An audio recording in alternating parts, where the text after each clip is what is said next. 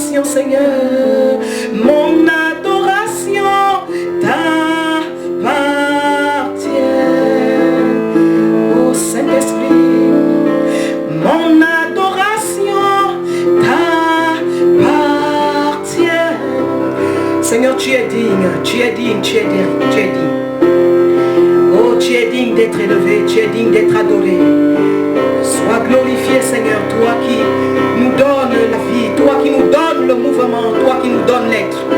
Seigneur, toi qui nous as sauvés. Oh Seigneur, tu mérites l'adoration de nos cœurs, tu mérites l'adoration de nos vies, tu mérites la louange, notre roi et notre Dieu. À toi la gloire, à toi l'honneur, au siècle des siècles. Oui Seigneur, nous nous joignons Seigneur à l'armée céleste. Nous nous joignons Seigneur à la chorale céleste pour t'adorer, pour te louer. Seigneur, mon cœur aime t'adorer, mon cœur aime te louer. À toi la gloire, à toi la louange. Au nom de Jésus. Alléluia. Bien-aimés, j'aimerais vous dire encore bonjour dans le nom de Jésus. Alors j'aimerais que tu disposes maintenant ton cœur à la parole. Ne sois pas distrait. Même si tu es seul à la maison, si tu n'es pas en famille, mais sois concentré sur la parole que le Seigneur te donne en ce jour. Que Dieu vous bénisse de là où vous êtes, partout répandus à Libreville, dans vos différents quartiers, dans vos différentes maisons. Je vous aime dans le précieux nom de Jésus. Nous allons passer à la parole.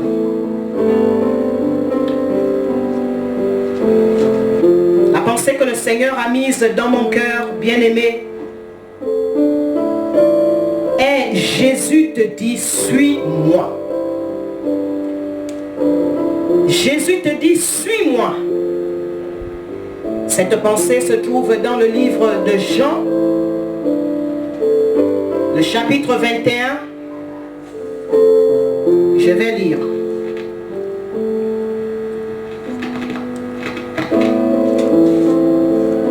Jean 21, le verset 19. Il dit cela pour indiquer par quelle mort Pierre glorifierait Dieu. Et ayant ainsi parlé, il lui dit, suis-moi. Le verset 21. En le voyant, Pierre dit à Jésus, et celui-ci, Seigneur, que lui arrivera-t-il? Le verset 22, Jésus lui dit, si je veux qu'il demeure jusqu'à ce que je vienne, que t'importe? Toi, la partie B, la fin, suis-moi. Bien-aimé dans le Seigneur, après la résurrection du Seigneur, le dimanche dernier, nous avons célébré la résurrection du Seigneur. La Bible nous dit qu'après la résurrection du Seigneur, Jésus se montra à ses disciples pendant 40 jours et 40 nuits. Il apparaissait, il disparaissait. En fait, c'était pour leur permettre d'avoir confiance. C'était pour les rassurer. Même s'ils n'étaient plus en tout temps avec eux, même s'ils pouvaient apparaître et disparaître, mais c'était une manière pour Jésus de les rassurer après sa résurrection. Alors, les disciples bien-aimés commençaient à s'impatienter. Alors, les disciples bien-aimés commençaient à trouver ces moments longs. Pour eux, ces moments devenaient un peu plus longs, surtout pour Simon-Pierre. Ces moments devenaient un peu plus longs. Alors j'aimerais vous conduire au verset 3. La Bible nous dit quoi au verset 3, toujours du chapitre 21? La Bible nous dit que, je vais lire,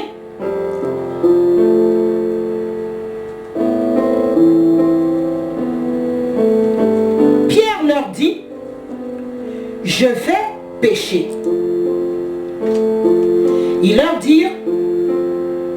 Il lui dit, autant pour moi, nous allons aussi avec toi. Ils sortirent et montèrent dans une barque, et cette nuit-là, ils ne prirent rien. Le matin étant venu, Jésus se trouva sur le rivage, mais les disciples ne savaient pas que c'était Jésus. Au verset 5, Jésus leur dit, « Enfants, n'avez-vous rien à manger ?» Ils lui répondirent, « Non. » Bien-aimés, nous voyons au verset 3 du chapitre 21 de Jean, que parce que Pierre se lassait, il ne savait pas en fait où Jésus les emmenait. Il ne savait pas en ce moment-là ce qu'il devenait. Parce que certainement Jésus ne leur avait pas encore donné la suite. Pierre s'impatienta. Il dit qu'il allait pécher. Alors nous voyons donc que Pierre décide d'aller pécher. Et parce que Pierre avait décidé d'aller pécher, les autres disciples aussi le suivirent. Eux aussi, puisque Pierre était un meneur, eux aussi ils ont dit, nous venons aussi pécher avec toi. Bien-aimé, ce n'est pas ce que Pierre devait faire en cet instant-là. Ce n'est pas ce que Pierre devait faire en ce moment-là. Ce n'est pas ce que Pierre devait faire. Qu'est-ce que Pierre devait faire? Pierre devait se souvenir que Jésus ne voulait plus qu'il aille se préoccuper de la pêche du poisson, mais que Jésus avait fait de lui un pêcheur pour les hommes. Pierre avait oublié cela parce que l'impatience avait gagné le cœur de Pierre.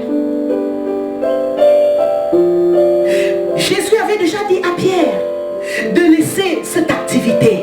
Jésus avait déjà dit à Pierre de laisser ce travail. Jésus avait déjà dit à Pierre de ne plus se préoccuper de la pêche des poissons. Mais Pierre, puisque c'était un homme qui n'était pas vraiment trop stable, il a dit, je vais à nouveau pécher. Bien-aimé, j'aimerais te dire que lorsque le Seigneur te demande de passer à une autre étape, lorsque le Seigneur te demande de passer à autre chose, de faire autre chose, lorsque le Seigneur a déjà pointé du doigt dans ta vie et t'a dit, laisse telle chose, laisse tel péché, ne retourne plus en arrière. En ce moment-là, Pierre est retourné en arrière. Il est retourné en arrière parce que, comme je le disais, nous allons aller dans Matthieu 4. Nous reviendrons dans Jean, mais nous partons d'abord à Matthieu 4. Je vais chercher. Laissez-moi chercher. Matthieu 4, le verset 18.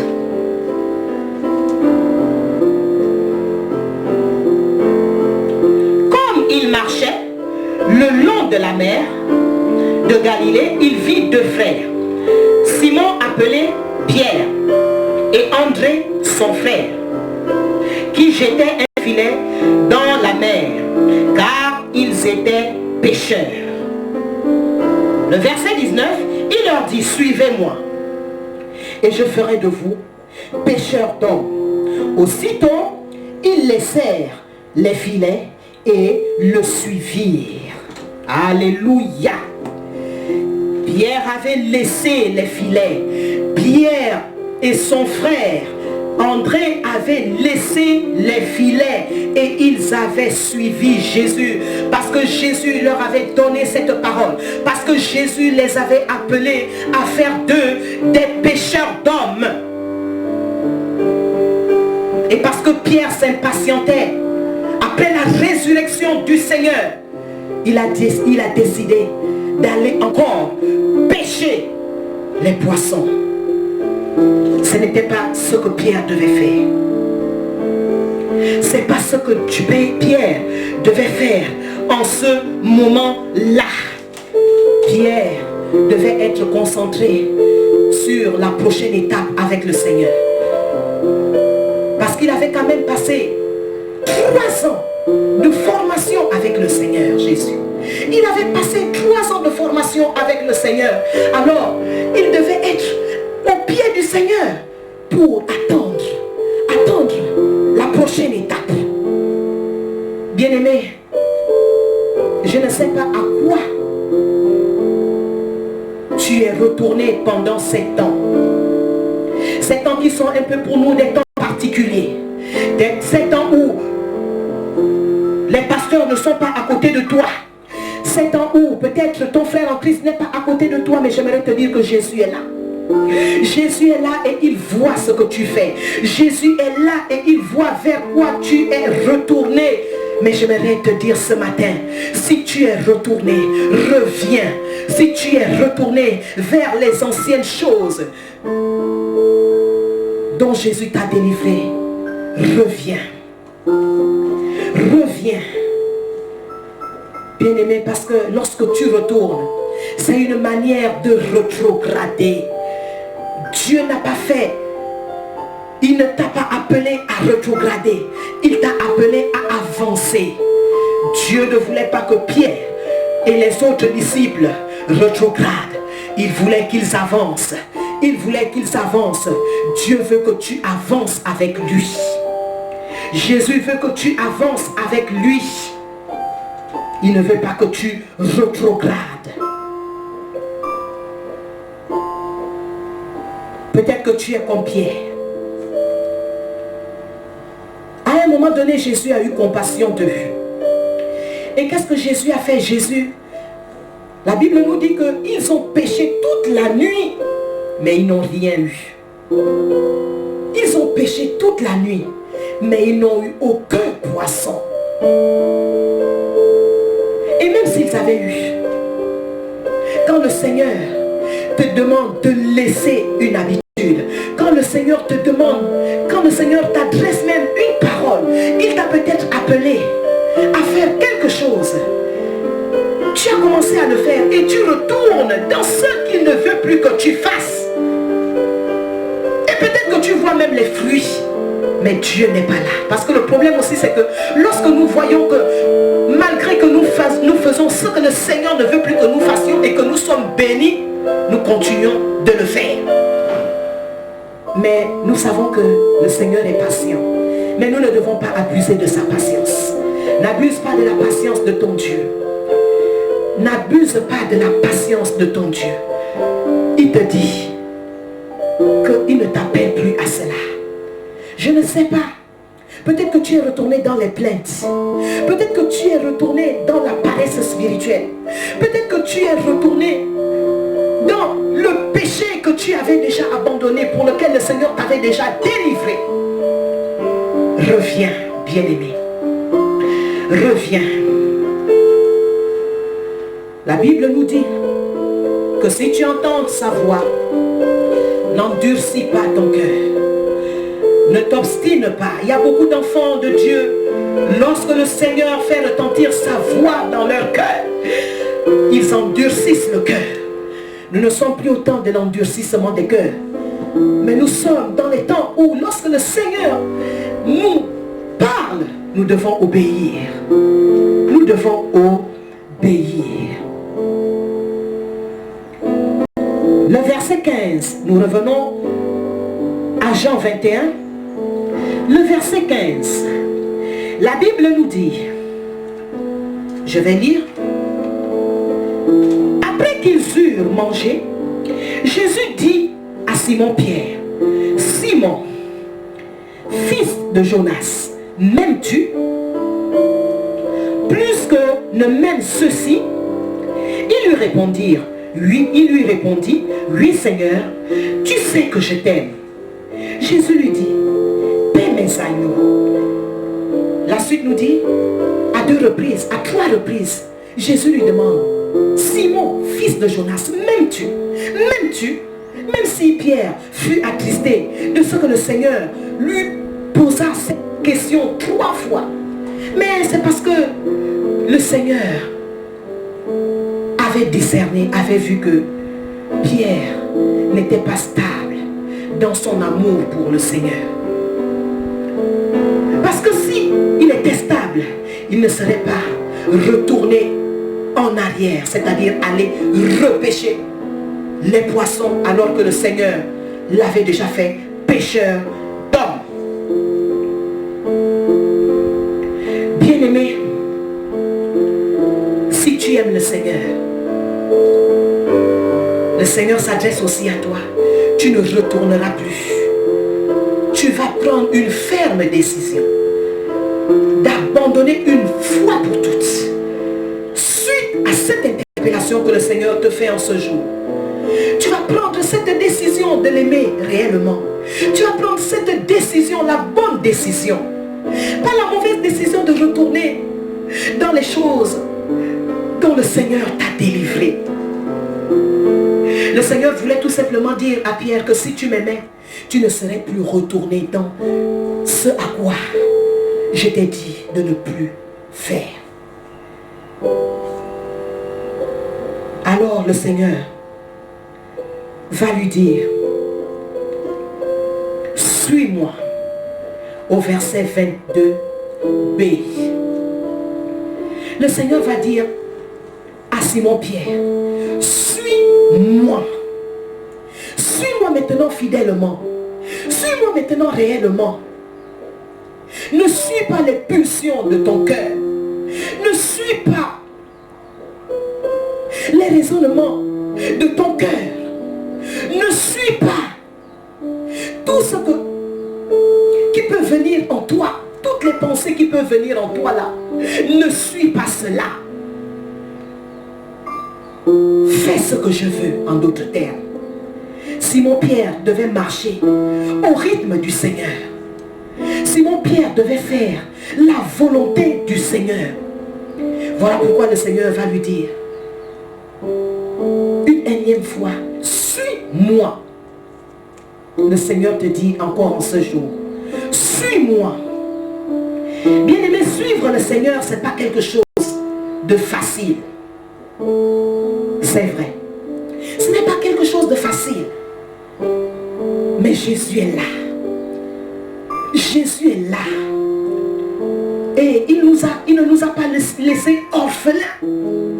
Suivre le Seigneur, ce n'est pas quelque chose de facile. Suivre le Seigneur, c'est quelque chose de difficile. Cela t'amènera à faire des choix. Les choix de Dieu. Les choix difficiles, certes. Mais nous devons obéir. J'aimerais que nous allions dans Luc 9, le verset 23. Qu'est-ce que le Seigneur a dit? Luc 9, je vais chercher.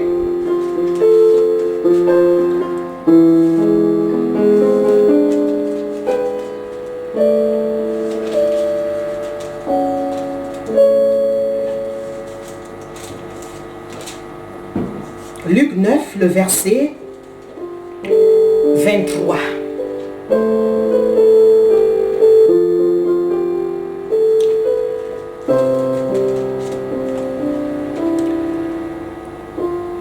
La Bible déclare, puis il dit à tous, qui parle là, c'est Jésus, si quelqu'un veut venir après moi, qu'il renonce à lui-même, qu'il se charge jour, qu'il se charge chaque jour de sa croix et qu'il me suive. Oui, je disais tantôt, suivre le Seigneur, suivre Jésus, c'est pas quelque chose de facile, c'est quelque chose de difficile. Mais nous devons faire comme le Seigneur Jésus. Il a dit, si quelqu'un veut venir après moi, il doit porter sa croix jour après jour. Porte ta croix. Ne refuse pas de porter ta croix. Chacun d'entre nous ne doit pas refuser de porter sa croix. Je ne sais pas le nom de ta croix. Tu connais le nom de ta croix. Dieu t'a révélé le nom de ta croix. Mais porte ta croix. Porte ta croix. Porte ta croix. Et suis le Seigneur jour après jour. Le Seigneur a porté la sienne. Et il est ressuscité. Alors si tu portes aussi la tienne, oh, tu vas ressusciter avec Christ. C'est-à-dire que tu vas glorifier le Seigneur. C'est-à-dire que tu seras victorieux dans ce péché. Tu seras victorieux dans cette volonté. Tu seras victorieuse dans cette décision qui ne vient pas de Dieu, mais que tu prends.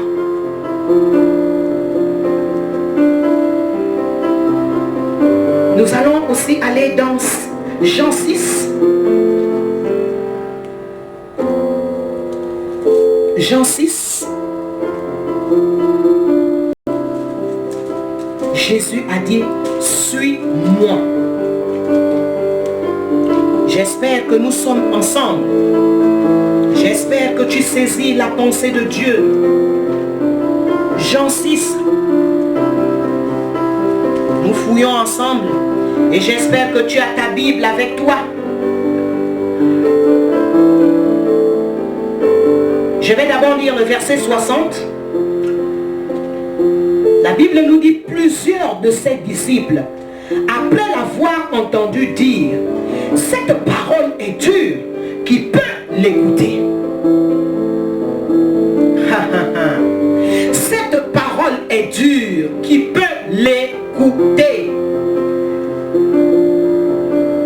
Là, ce sont les disciples du Seigneur. Pas les 12, hein? Parce que Jésus n'avait pas que les 12. Jésus avait beaucoup de disciples, plusieurs disciples. Ceux qu'il aimait par rapport à ce qu'il faisait, ceux qu'il aimait par rapport à la manière dont il enseignait, il le suivait. Donc là, toute la foule là, la foule des disciples le suivait.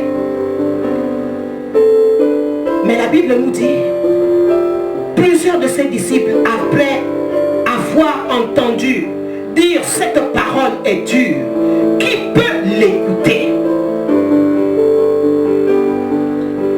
Ce n'est pas parce qu'une parole est dure, ce n'est pas parce que tu vis des situations difficiles que tu dois abandonner le Seigneur. Nous lisons le verset 66.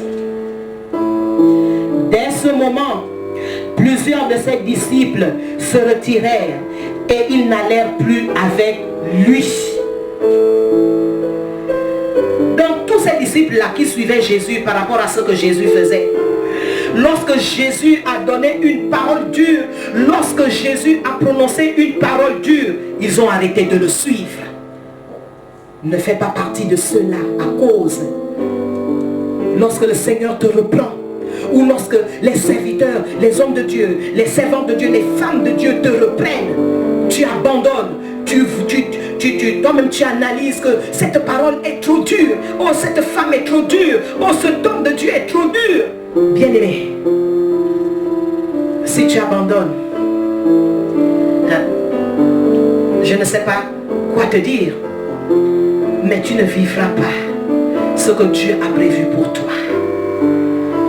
Alors, Jésus leur dit au verset 67, Jésus dit aux 12, et vous, ne voulez-vous pas aussi vous en aller? Vous voyez, Jésus continue à être dur, hein? Même avec ses propres disciples, ceux qui étaient proches de lui. Il n'était pas mou. Il leur demande, vous aussi, vous ne voulez pas aussi partir comme ceux-là sont partis? Il n'a pas supplié, il n'a pas dit, restez, restez, comme les gens qui veulent qu'on les supplie toute la vie. Non, non, non, non, non, non. Jésus n'a pas supplié ses disciples de rester avec lui. Nous continuons. Simon-Pierre, toujours Simon-Pierre, lui répondit, Seigneur, à qui d'autre irions-nous? Tu as les paroles de la vie éternelle. Là, Simon-Pierre avait bien répondu. Simon-Pierre a dit, nous ne pouvons pas partir, même si cette parole est dure. Nous ne pouvons pas partir. Nous allons toujours être avec toi. Alors le Seigneur te dit, même si cette parole que tu entends ce jour est dure, même si les paroles que tu entendras peut-être plus tard sont dures, n'abandonne pas pour autant. Ce sont des paroles qui doivent te bâtir. Ce sont des paroles qui doivent affermir ta foi. Dieu ne veut pas que tu sois un chrétien faible. Dieu veut que tu sois un chrétien fort, une chrétienne forte. Dieu veut que tu le suives. Jésus veut que tu le suives. Le suivre, c'est pas toujours facile. Alléluia. Suivre Jésus, c'est le laisser être le Seigneur de ta vie. C'est lui qui décide de l'orientation de ta vie. Oui, bien-aimé. Suivre Jésus, c'est le laisser être le Seigneur de ta vie. Le Seigneur de ta vie. Jésus doit être le Seigneur de ta vie. Jésus ne doit pas seulement être le pourvoyeur. Jésus ne doit pas seulement être le protecteur. Jésus ne doit pas seulement être le guérisseur. Jésus ne doit pas seulement être celui qui te délivre. Il doit être le Seigneur. Il veut être le Seigneur de ta vie. Il veut que tu lui donnes toute la place de ta vie. Suivre Jésus, c'est lui donner tous les domaines de ta vie qui lui résistent encore. C'est ça, suivre Jésus. Suivre Jésus, c'est faire passer tes décisions, tes rêves à la lumière de la parole de Dieu.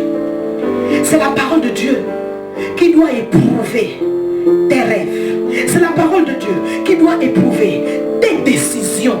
Je ne sais pas les décisions que tu prends en ce moment. Pierre a pris la mauvaise décision, celle de retourner en arrière. Ne retourne pas en arrière. Ne retourne pas en arrière. Suivre Jésus, c'est pratiquer sa parole. Suivre Jésus, c'est pratiquer sa parole. Pratiquer toute sa parole. Le Nouveau Testament. Ce qui nous enseigne dans le Nouveau Testament, nous devons l'appliquer. C'est cela, suivre Jésus. Bien-aimé, j'aimerais te dire que suivre Jésus, ce n'est pas un acquis. Ce n'est pas que parce que j'ai accepté le Seigneur et que je le suis. Non, non, non, non, non, non, c'est pas ça, suivre Jésus. Suivre Jésus, c'est toute une vie. Tu te remets en question chaque jour. Tu te remets en question chaque jour que Dieu fait. Seigneur, est-ce qu'aujourd'hui j'ai glorifié ton nom? Seigneur, est-ce que l'acte que j'ai posé là a glorifié ton nom? Est-ce que la parole que j'ai sortie là, est-ce que ma manière de parler là, est-ce que cela a glorifié ton nom? Suivre Jésus, c'est s'examiner tous les jours, savoir faire une autocritique. Une autocritique, je crois, de soi-même. C'est ça, suivre Jésus. Bien-aimé, avant que ton pasteur ou ton aîné ne te dise que ça, ce n'est pas bon, ton cœur le Saint-Esprit doit déjà te reprocher que la façon dont tu marches là, ce n'est pas bien. C'est cela, suivre le Seigneur.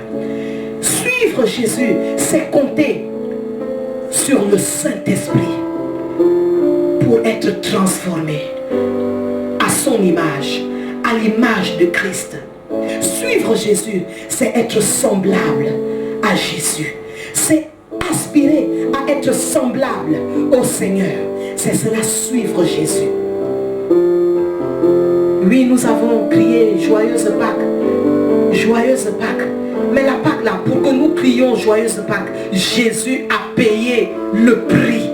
Il a payé le prix de sa vie. Il a payé le prix de sa vie. Alors, pour terminer, j'aimerais que tu rentres en toi-même.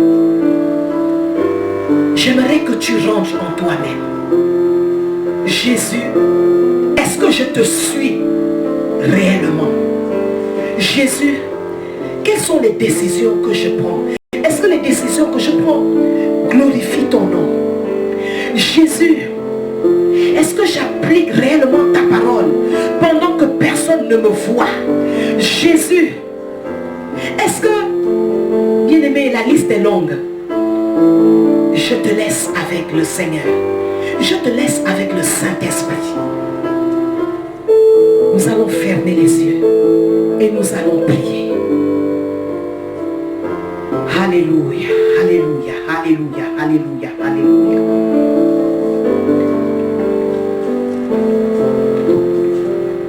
Oui, Seigneur notre Dieu. Alors que je termine, Seigneur, cette parole, Seigneur, j'aimerais laisser chacun de tes enfants face à sa conscience. Que toi seul, Seigneur, tu interpelles, Seigneur. Seigneur, tu as parlé d'endurcissement, tu as parlé d'obstination, Seigneur. Qu'aucun de tes enfants, Seigneur, après avoir entendu cette parole, après avoir écouté, Seigneur, ce message, n'endurcisse son cœur, mais que chacun, Seigneur, tombe à tes pieds et décide, Seigneur, de revenir, de te suivre fidèlement, de te suivre, Seigneur, d'abandonner réellement sa vie, Seigneur, de faire réellement de toi le Seigneur et le roi, Seigneur, dans tous les domaines de sa vie. Seigneur, nous ne sommes rien sans toi. Voilà pourquoi, Seigneur, oh Dieu, je prie afin que le Saint-Esprit aide chacun, Seigneur, de tes enfants, Seigneur, à se remettre réellement en question, jour après jour. Au nom puissant de Jésus, je prie afin que tous ceux qui ont écouté ce message, oh Dieu Tout-Puissant, se laissent toucher, Seigneur, par cette parole, qu'ils ne retournent plus en arrière. Seigneur, il n'y a pas de bénédiction en arrière. Il n'y a pas de bénédiction, Seigneur, en arrière. Il y a la bénédiction devant. Tu as dit avance. Tu as dit à Pierre, avance, avance, avance. Nous voulons avancer avec toi. Nous voulons, Seigneur, aller de gloire en gloire avec toi. Seigneur, nous voulons que nos vies, Seigneur, reflètent ta vie.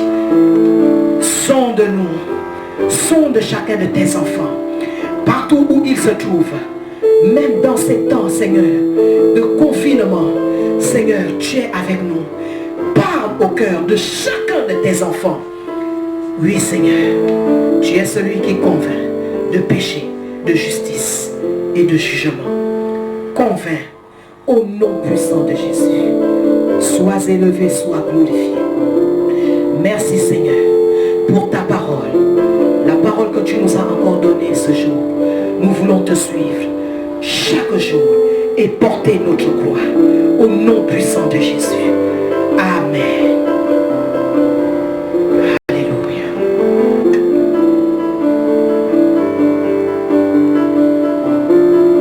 Nous passons aux offrandes. Tu prends ton offrande, tu prends ta dîme et tu la mets dans l'enveloppe et tu pries pour Tu la recommandes au Seigneur. Et ensuite, le lendemain ou le jour même, tu fais l'RTL monnaie ou financier selon les numéros qui vous ont été donnés. Alors, comme annonce, ce sont les mêmes annonces. Nous savons que nous devons nous retrouver chaque mercredi à partir de 18 h pour des temps d'enseignement.